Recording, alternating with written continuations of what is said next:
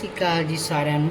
ਆਪਣੇ ਅੱਜ ਪੈ ਰਿਹਾ ਮੀਂਹ ਤੇ ਹੋ ਸਕਦਾ ਬਹੁਤ ਜਗ੍ਹਾ ਤੇ ਮੀਂਹ ਪਿਆ ਅੱਜ, ਤੇ ਤੁਹਾਡੇ ਪਿੰਡਾਂ ਵੱਲ ਵੀ ਸ਼ਾਇਦ ਹੋਵੇ, ਸ਼ਹਿਰਾਂ 'ਚ ਹੋਵੇ ਹਨਾ।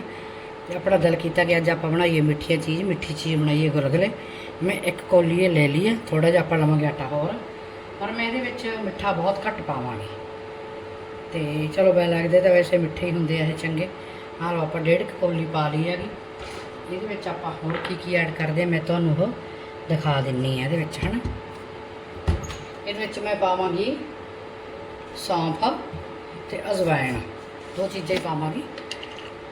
ਅਜਵਾਇਣ ਨਾਲ ਵੀ ਚਲੋ ਹਾਜ਼ਮਾ ਜਿਹਾ ਹੁੰਦਾ ਵਾ ਹਨਾ, ਹਾਜ਼ਮੇਦਾਰ ਜੀ ਚੀਜ਼ ਹੋ ਜਾਂਦੀ ਹੁੰਦੀ ਹੈ। ਹਾਜ 'ਚ ਆਪਾਂ ਅਜਵਾਇਣ ਪਾ ਲਈ।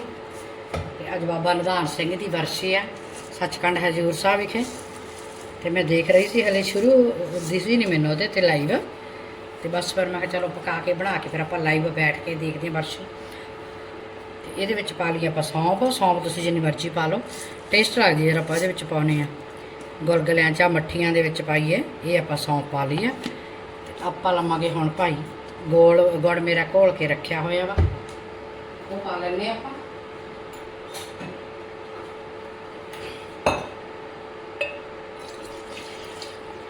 ਜਿੰਨੀ ਕਿ ਤੁਹਾਨੂੰ ਜ਼ਰੂਰਤ ਆ ਨਾ ਤੁਸੀਂ ਉਨੀ ਦੇਖ ਲਓ। ਤੁਸੀਂ ਜ਼ਿਆਦਾ ਮਿੱਠਾ ਖਾਂਦੇ, ਬੱਚੇ ਵੈਸੇ ਜ਼ਿਆਦਾ ਮਿੱਠਾ ਖਾਂਦੇ ਆ, ਆਪਾਂ ਨੂੰ ਤਾਂ ਮਨਾਹੀ ਕਰਕੇ ਆ। ਪਰ ਤੁਹਾਨੂੰ ਪਰਮਾਤਮਾ ਐਸਾ ਸਮਾਂ ਨਾ ਦੇਵੇ ਕਿ ਤੁਹਾਨੂੰ ਮਿੱਠੇ ਤੋਂ ਵਾਂਝੇ ਰਹਿਣਾ ਪੈ ਜਾਵੇ। ਚਲੋ ਮੈਨੂੰ ਤਾਂ ਵਾਂਝੇ ਰਹਿਣਾ ਪੈ ਰਿਹਾ, ਪਰ ਫਿਰ ਵੀ ਮੈਂ ਆਪਾਂ ਦਾਲ ਲਾਈ ਜਾਂਦੇ ਹੁੰਦੇ ਆ। ਪਰਸੋਂ ਚੌਥੇ ਵੀ ਮੈਂ ਪਕੌੜੇ ਖਾ ਗਈ, ਮਨਾ ਕੀਤਾ, ਮੈਂ ਘੱਟ ਹੀ ਦੇਖਿਆ। ਫਿਰ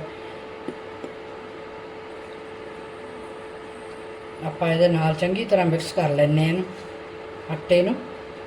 ਪਹਿਲਾਂ ਆਪਾਂ ਇਹਦੇ ਨਾਲ ਕਰ ਲੈਂਦੇ, ਬਾਅਦ 'ਚ ਹੱਥ ਨਾਲ। ਵੈਸੇ ਕਦੇ ਵੀ ਤੁਸੀਂ ਦੇਖ ਲਓ ਹੱਥ ਨਾਲ ਹੀ ਮਜ਼ਾ ਆਉਂਦਾ ਵਾ, ਚਮਚੇ ਤਾਂ ਆਪਣੇ ਵਿਸ਼ੋਸ਼ੇ ਜਿਹੇ ਹੁੰਦੇ ਨੇ।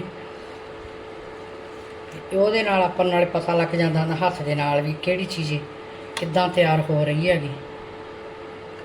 ਅੱਛਾ, ਇਹਦੇ ਵਿੱਚ ਆਪਾਂ ਥੋੜ੍ਹੇ ਜਿਹੇ ਬਣਾਵਾਂਗੇ, ਜਦੋਂ ਜੀ ਕਰਦਾ ਬਣਾ ਲਓ ਭੈਣੋ। ਅਸੀਂ ਤਾਂ ਮੈਂ ਤਾਂ ਪਹਿਲੀ ਵਾਰ ਅੱਜ ਬਣਾਉਣ ਲੱਗੀ ਹਾਂ ਇਸ ਸਾਉਣ ਦੇ ਵਿੱਚ। ਤੇ ਬਸ ਇਹ ਆਪਾਂ ਹੁਣ ਚੰਗੀ ਤਰ੍ਹਾਂ ਮਿਕਸ ਕਰ ਲੈਂਦੇ ਹਾਂ। ਆਪਾਂ 'ਚ ਪਾਣੀ ਪਾਵਾਂਗੇ ਹੋਰ ਆਟੇ ਗੁੜ ਵਾਲਾ, ਪਰ ਜ਼ਿਆਦਾ ਵੀ ਨਹੀਂ ਪਾਉਣਾ, ਪੂੜੇ ਬਣ ਜਾਣ।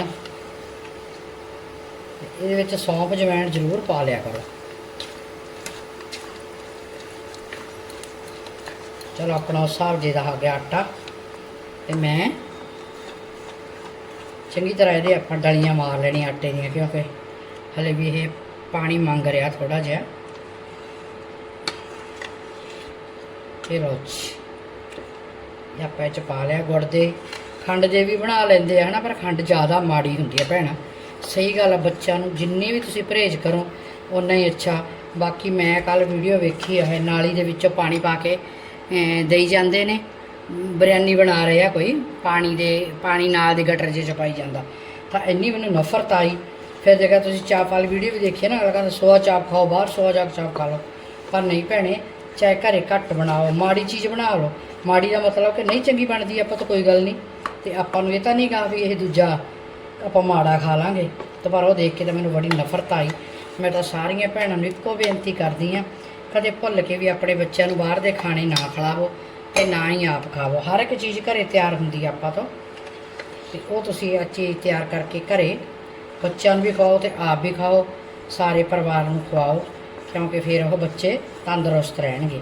ਇਹਦੇ ਵਿੱਚ ਮੈਂ ਪਾਵਾਂਗੀ ਥੋੜ੍ਹਾ ਜਿਹਾ ਮਿੱਠਾ ਸੋਡਾ।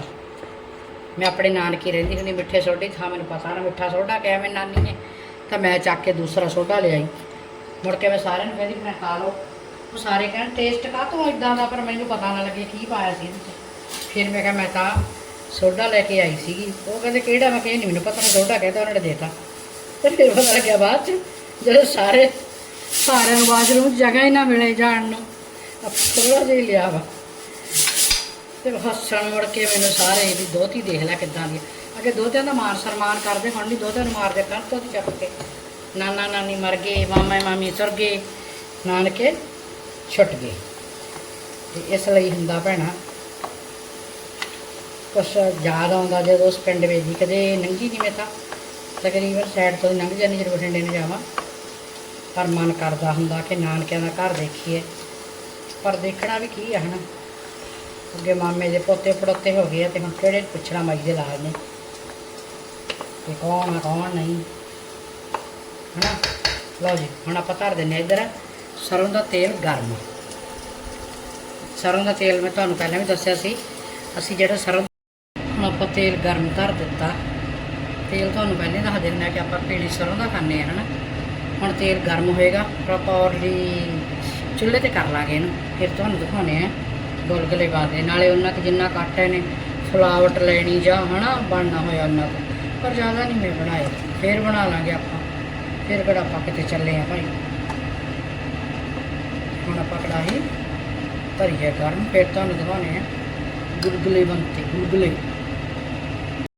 ਹੋ ਗਿਆ ਗਰਮ। ਆਪਾਂ ਹੁਣ ਵਾਹਿਗੁਰੂ ਦਾ ਨਾਮ ਲੈ ਕੇ, ਬਾਬਾ ਨਿਧਾਨ ਸਿੰਘ ਦਾ ਨਾਮ ਲੈ ਕੇ, ਧੰਨ ਗੁਰੂ ਗੋਬਿੰਦ ਸਿੰਘ ਮਹਾਰਾਜ ਦਾ ਨਾਮ ਲੈ ਕੇ ਆਪਾਂ ਲੱਗੇ ਆ ਗੁਲਗੁਲੇ ਬਣਾਉਣ।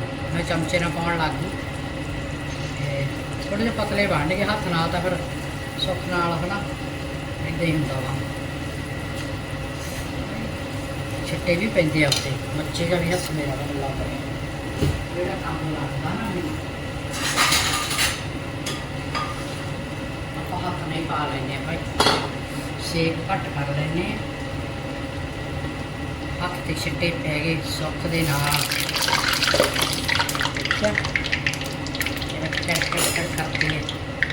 ਖਾਣੇ ਨਹੀਂ ਸੌਖੇ ਭਾਈ, ਬਣਾਉਣੇ ਵੀ ਔਖੇ ਆ ਹਨਾ। ਖਾਣੇ ਸੌਖੇ ਬਣਾਉਣੇ ਔਖੇ।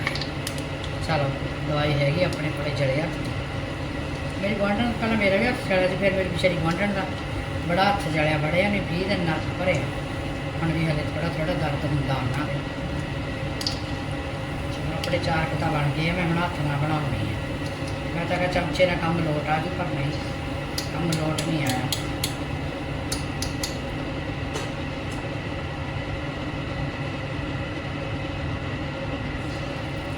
ਇਹਦੇ ਨਾਲ ਠੀਕ ਰਹਿਣਾ, ਹੱਥ ਨਾਲ ਹੱਥ ਜਾਣ ਲੱਗ ਗਿਆ ਮੇਰਾ। ਮੈਨੂੰ ਕਹਿੰਦੇ ਗੁਲਗੁਲਿਆਂ ਦੀ ਪਈ ਸੀਗੀ, ਹੱਥ ਦੇ ਉੱਤੇ ਕੁਛ ਲਾ ਲੈਣਾ ਸੀ। ਸਾਈਜ਼ ਪਤਾ ਕਿੱਦਾਂ ਬਣਦਾ, ਜਿਵੇਂ ਮੁਰਗੀ ਦੇ ਚੂਚੇ ਹੁੰਦੇ ਨੇ ਇੱਦਾਂ ਦਾ ਸਟਾਈਲ ਬਣ ਰਿਹਾ ਇਹਨਾਂ ਦਾ। ਡਰ ਡਰ ਦੀ ਬਣਾ ਰਹੀ ਭਾਈ। ਭਾਈ ਛਿੱਟੇ ਪੈਂਦੇ ਆ ਉੱਤੇ ਨਾ, ਪਾਣੀ ਤਾਂ ਬੜਾ ਬੋਚ ਕੇ ਇਹਨੂੰ। ਜਿਹਨੇ ਵੀ ਬਣਾਉਣਾ ਭਾਈ ਬੋਚ ਕੇ ਬਣਾਇਆ ਕਰੋ। ਵੈਸੇ ਪਹਿਲੀਆਂ ਦੇਖੋ ਨਾਨੀਆਂ ਦਾਦੀਆਂ ਬਣਾਉਂਦੀਆਂ ਡਰਦੀਆਂ ਨਹੀਂ ਸੀ ਹਨਾ। ਮੇਰੀ ਦਾਦੀ ਗਰਮ ਕੜਾਹੀ ਨੂੰ ਐ ਚੱਕਣ ਪੈਂਦੀ ਸੀ, ਬੜਾ ਕਹਿਣਾ। ਹੁਣ ਪਤਾ ਲੱਗਦਾ ਵਾ ਪੁਰਾਣੇ ਬੁੱਢਿਆਂ ਦਾ। ਮੈਂ ਜਿਹੜੀ ਦੂਜੀ ਕਾਲੀ ਕੜਾਹੀ ਇਸੇ ਕੰਮਾਂ ਨੂੰ ਰੱਖੀ ਤਾਂ ਮੈਨੂੰ ਮੇਰੀ ਸਿਸਟਰ ਬੜਾ ਬੋਲਦੀ, ਲਿਆ ਕੇ ਪਿੱਟੀ ਜਿਹੀ ਕੜਾਹੀ ਰੱਖ ਲੈਂਦੀ ਆ।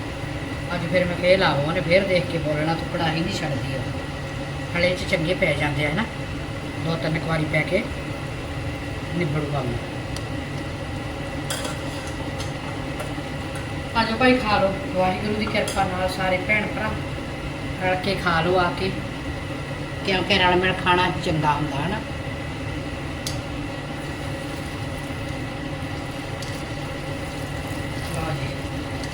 ਗੁਲਗੁਲੇ ਤਿਆਰ। ਗੁਲਗੁਲੇ ਕੋਈ ਗੁਲਗੁਲੇ ਕਹਿੰਦਾ, ਕਈ ਗੁਗਲੇ ਕਹਿੰਦਾ, ਗੋਗਲੇ ਕਹਿੰਦਾ ਵਾ ਹਨਾ। ਅਲੱਗ-ਅਲੱਗ ਤਰੀਕਾ ਭਾਲ ਹੁੰਦੀ ਆ ਆਪੋ ਆਪਣੇ ਦੀ, ਜਿੱਥੋਂ ਜਿੱਥੋਂ ਦੇ ਰਹਿਣ ਵਾਲੇ ਬੱਚਿਆਂ ਦੇਖੋ ਬਣ ਚੱਲੇ ਨੇ। ਥੋੜਾ ਸੇਕ ਕਰ ਲਈਏ ਆਪਾਂ, ਹੁਣ ਤੁਹਾਨੂੰ ਖਿਲਾਵਾਂਗੇ ਬਣਿਆ ਤਾਂ। ਚਲੋ ਜੀ ਆਪਣੇ ਸਾਰੇ ਗੁਲਗੁਲੇ ਹੋ ਗਏ ਤਿਆਰ। ਤੇ ਤੁਸੀਂ ਦੱਸਿਓ ਕਿ ਤੁਹਾਨੂੰ ਮੇਰੇ ਬਣਾਉਣੇ ਗੁਲਗੁਲੇ ਕਿੰਨੇ ਕੁ ਚੰਗੇ ਲੱਗੇ ਆ ਜਾਂ ਨਹੀਂ ਲੱਗੇ। ਕੋਈ ਕਮੀ ਹੋਈ ਤਾਂ ਜ਼ਰੂਰ ਕਮੈਂਟ ਕਰਕੇ ਦੱਸਿਓ। ਮੇਰੇ ਚੈਨਲ ਨੂੰ ਲਾਈਕ ਕਮੈਂਟ ਸਬਸਕ੍ਰਾइब करना ना भूलना। अज मेरी मेडिसिन खाधी है, लफ्ज़ भी तो कुछ टेढ़े विंगे बोले जा रहे हैं, तो प्लीज़ जरूर ਵੱਧ ਤੋਂ ਵੱਧ सहयोग करा करो। धन्यवाद, मेहरबानी। तुसीं भी खाओ जी सावन के महीने ਵਿੱਚ गुलगुले।